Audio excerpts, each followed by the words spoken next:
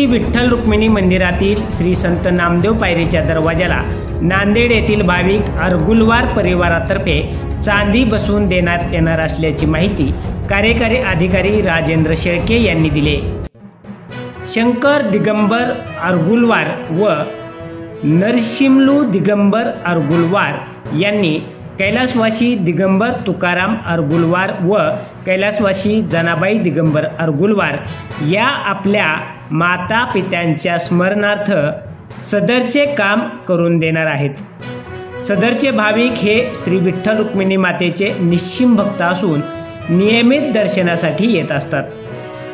ते बिलोली जिल्हा नांदेड येथील रहिवासी असून सदर दरवाजासाठी सुमारे 30 किलो चांदीचा वापर करण्यात येणार असून त्याची बाजार मूल्यानुसार सुमारे 26 लाख रुपये इतकी किंमत होत असल्याचे व्यवस्थापक मनोज श्रोत्री यांनी सांगितले।